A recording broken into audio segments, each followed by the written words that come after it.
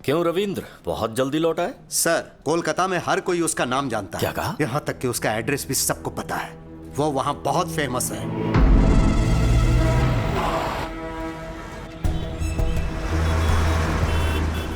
विक्की भाई हमारे काली घाट का छत्रपति शिवाजी है। मैं सीधे काली घाट के एरिया में पहुंचा। वहाँ उसके बिजनेस पार्टनर गुप्ता से भी मिला। उन्होंने मुझे घर लिया, खुद को जर्नलिस्ट बताया, तब जाके मुझे छोड़ा। तब उसकी पूरी कहानी मुझे पता लगी कि कब और कैसे वो वहाँ विक्की से विक्की भाई बना।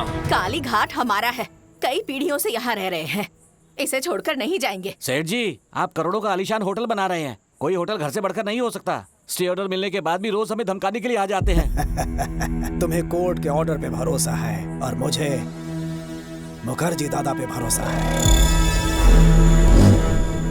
ये मुखर्जी मुझ पे भरोसा करने वालों के दुश्मनों को जिंदा निकल जाता है, और तुमने जिस विकी पे भरोसा किया है वो तो मेरे सामने खड़ा भी नहीं हो सकता।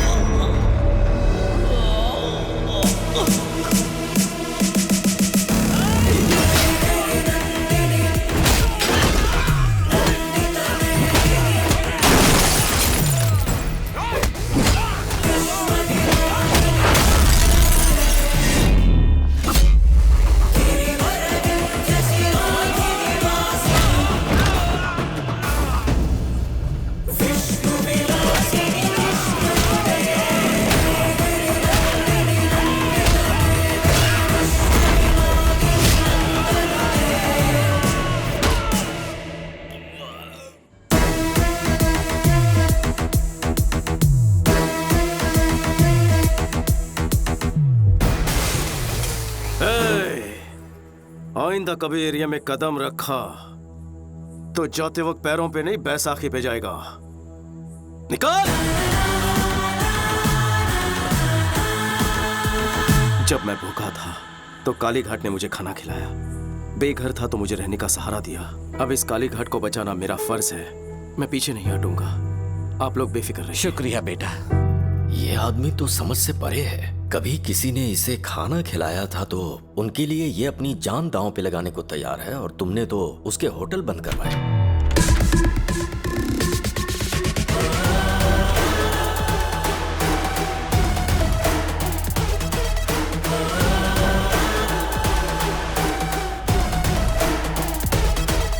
क्यों रविंद्र, घर ढूंढने में ज्यादा तकलीफ तो नहीं हुई?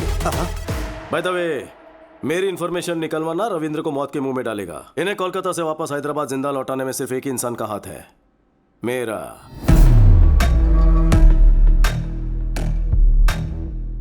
मैं क्या भला हूं सब समझ गए होंगे। जीके जीतने का जुनून तो सब में होता है, लेकिन दूसरों की भलाई के लिए जीने वाले लोग तो दुनिया में बहुत कम होते हैं। जैसे कि मेरा भाई, कोई उनके चेहरे से मुस्कुराहट छीन ले तो मुझे तकलीफ होती है। बचपन में तेरे ससुर ने कुछ ज्यादा ही उंगली की थी हमारे साथ, और अब तू पंगे ले रहा है। संभल जा जी के, मुझे गुस्सा मत दिला। क्यों रे, हुल दे रहा है क्या? बेहतर है कि गुस्सा मत दिला, नहीं तो भूचाल आ जाएगा। तेरी आंखों के सामने तेरी फैमिली की हर खुशी को और उनके चेहरे की हर हंसी को गायब कर दूंगा, और तू कुछ उखाड़ नहीं पाएगा।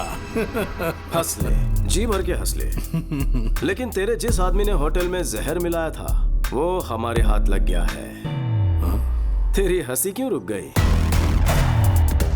तेरे बंद करवाए होटल्स जब खुल जाएंगे, तेरे काले राज जब दुनिया के सामने आएंगे, तेरा एम्पायर इस बर्फ की तरफ पिघल जाएगा। घोल के पी जाऊंगा तुझे। देखा जी के, सिर्फ वार्निंग सुनकर तेरी हंसी मातम में बदल गई है।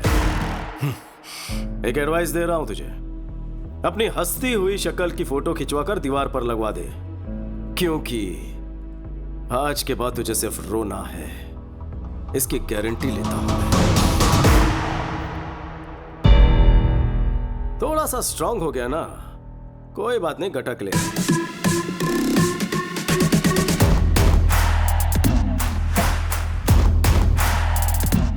याद रखना, दुश्मनी ली है भैया से, लेकिन सामना होगा मुझसे। All the best.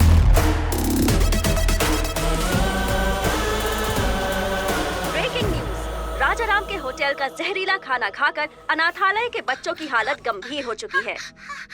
अगर बच्चों को कुछ हो गया तो राजाराम को जेल जाना पड़ेगा। सुखी भवा होटल के स्थायी तौर पर बंद होने की संभावना है। सिस्टर, ऑक्सीजन लेवल बढ़ाओ। क्यों डॉक्टर? Okay sir. इतना टाइम हो गया तो भी ये रिकवर क्यों नहीं हो रहा है? खाने में कौन सा पॉइजन था और उसमें कौन कौन से केमिकल्स थे ये पता नहीं चल पा रहा, इसलिए हम ठीक से ट्रीटमेंट नहीं कर पा रहे। कुछ बच्चे तो रिस्पॉन्ड कर रहे हैं, लेकिन कुछ बच्चों की हालत बहुत नाजुक है। बट एनीवे, दिल्ली से कुछ स्पेशलिस्ट बुला लिए हैं हमने। Let's hope for the best. Doctor, सब स्पेशलिस्ट को बुलवाए, जितना खर्च होगा मैं बेयर करूंगा। आपका दिल बहुत बड़ा है, हम अपनी तरफ से पूरी कोशिश करेंगे। Thank you doctor. चिंता मत करिए। Thank you. ओके।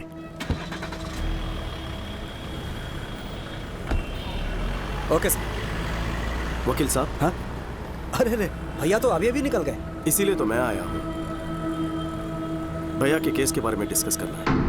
उस दिन भैया के आश्रम में जो फूड पॉइजनिंग हुई थी, उस मामले में बच्चों को दिए खाने में कुछ हानिकारक केमिकल्स मिले हुए थे। फूड इंस्पेक्टर ने केस किया था। किसी ने मिलाया होगा, इसलिए फूड पॉइजनिंग हुई। क्या पुलिस को इस केस में एक भी सुराग नहीं मिला? जीके ने इन्वेस्टिगेशन को ठीक तरीके से होने नहीं दिया। इस षड्यंत्र को किसने अंजाम दिया पता लग जाएगा। सच्चाई अपने आप सामने आ जाएगी। भैया को निर्दोष साबित करना और जीके को दोषी। एक और रास्ता है। कौन सा रास्ता? ये कौन है? ये जीके की फूड कंपनी में बतौर साइंटिस्ट काम करता था। नाम है महेश।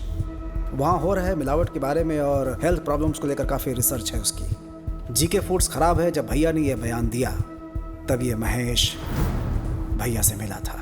जीके पर आपने जो भी आरोप लगाए हैं वो सब सही हैं सर। एक्चुअली वो चाइना से अडल्ट्रेटेड प्रोडक्ट्स लाकर बिना अप्रूवल के ही मार्केट में बेच रहे हैं। चिप्स में अच्छे ऑयल के बदले पामोलिन ऑयल इस्तेमाल कर रहे हैं, जिससे कैंसर होने का बहुत बड़ा रिस्क है। चाइनीज सॉल्ट के बदले अजीनोमोटो यूज कर रहे हैं, जिससे छोटे बच्चों में और बड़ों में भी ब्रेन सेल्स डैमेज होने का खतरा है, जिससे दिमाग ठीक से फंक्शन नहीं कर पाता। कई समय से मैं जीके के सारे प्रोडक्ट्स पर एक रिपोर्ट तैयार कर रहा हूँ।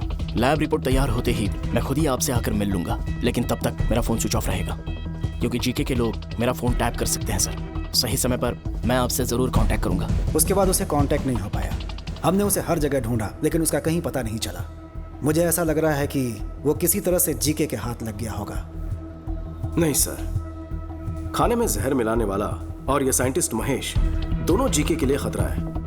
वो दोनों जिंदा है तभी जीके अभी तक भैया का पीछा कर रहा है। पहले जहर मिलाने वाले को ढूंढ निकालेंगे, तभी सच्चाई सामने आएगी। लेकिन जो भी करना है फाइनल हियरिंग के पहले ही करना होगा।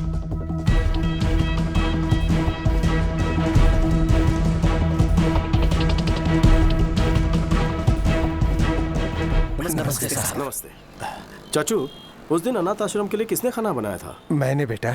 उस दिन खाना तैयार होने के बाद राजा राम जी ने खुद चखा था और ओके किया था बेटा। और उस दिन आश्रम तक खाना कौन लेकर गया? उस दिन रहीम भाई। मैं गया था, लेकिन हाँ बोलो। आश्रम जाते समय बेटी की एक्सीडेंट की खबर सुनकर मैं तुरंत हॉस्पिटल चला गया। तो फिर कौन लेकर गया? बैल राजू। बैल राजू हमारे रेस्टोरेंट को यही मैनेज करते हैं। नमस्ते। नमस्ते। ये राजू तो अपना आदमी है, तो फिर जहर किसने मिलाया होगा? रहीम भाई, ये बताइए आपकी बेटी की तबीयत कैसी है? अल्लाह का शुक्र है, वो बिल्कुल दुरुस्त है। जिस ट्रक से उसका एक्सीडेंट हुआ उसके ड्राइवर ने ही उसका इलाज करवाया। बहुत नेक इंसान है, अल्लाह का बंदा है। उसका नाम याद है? कुछ अमित करके था। वो यूपी से था और ट्रक उसी का था। बहुत अच्छा ड्राइवर था साहब। ड्राइवर है? हाँ साहब। कहाँ रहता है?